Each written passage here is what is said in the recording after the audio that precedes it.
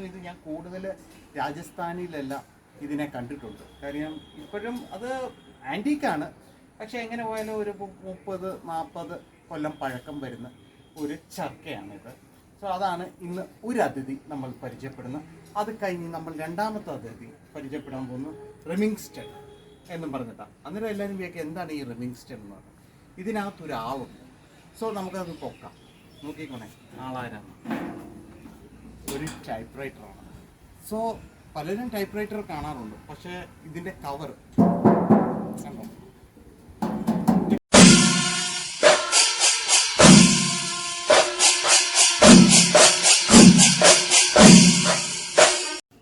നമസ്കാരം എല്ലാവർക്കും. കാർണിവേഴ്സിൻ്റെ antique master ചാനലിലേക്ക് സുസ്വാഗതം.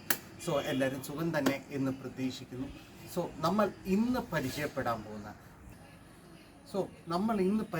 പോകുന്ന രണ്ട് അതിഥികളാണ്. ഈ രണ്ട് അതിഥികളുടെ കഥകൾ പറയാം. ഇതെന്തുവന്ന് നിങ്ങൾക്ക് മനസ്സിലായോ? ഇത് ഒരു ചർക്കയാണ്. ചർക്ക എന്ന് പറഞ്ഞു കഴിഞ്ഞാൽ നമ്മൾ കണ്ടേക്കുന്ന ഗാന്ധിജിയുടെ ചർക്ക, പിന്നെ അങ്ങനെയുള്ള ചർക്കകളാണ് കണ്ടത്. ഇത് നല്ല വർക്കുള്ള ചർക്കയാണ്. കണ്ടോ, നല്ല വർക്കുള്ളതാണ്. ഇത് നോർത്ത് ഇന്ത്യയിൽ യൂസ് ചെയ്തിരുന്നതാണ്. എനിക്ക് തോന്നുന്നു ഇത് ഞാൻ കൂടുതൽ രാജസ്ഥാനിലല്ല ഇതിനെ കണ്ടിട്ടുണ്ട്. കാര്യം ഇപ്പോഴും അത് ആൻറ്റീക്കാണ്, പക്ഷേ എങ്ങനെ പോയാലും ഒരു 30-40 കൊല്ലം പഴക്കം വരുന്ന ഒരു ചർക്കയാണിത്. സോ അതാണ് ഇന്ന് ഒരു അതിഥി നമ്മൾ പരിചയപ്പെടുന്നത്. അത് കഴിഞ്ഞ് നമ്മൾ രണ്ടാമത്തെ അതിഥി പരിചയപ്പെടാൻ പോകുന്നു റിമിങ്സ്റ്റൺ എന്നും പറഞ്ഞിട്ടാണ്. അന്നേരം എല്ലാവരും വിചാരിക്കുക എന്താണ് ഈ റിമിങ്സ്റ്റൺ എന്ന് പറഞ്ഞത്. ഇതിനകത്തൊരു ആളുണ്ട്. സോ നമുക്കത് പൊക്കാം. നോക്കിക്കോണേ ആളാരാണ്.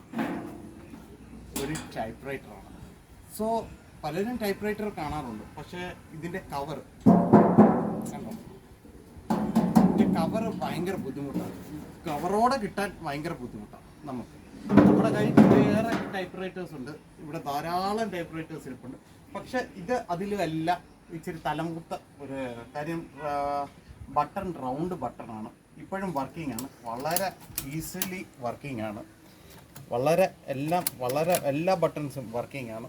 സോ അതുകൊണ്ട് തന്നെ ഇത് നല്ല കണ്ടീഷനായിട്ട്, ഇത്രയും കണ്ടീഷനായിട്ടുള്ള ഒരു ടൈപ്പ് റൈറ്റർ നമുക്ക് കിട്ടിയിട്ടില്ല.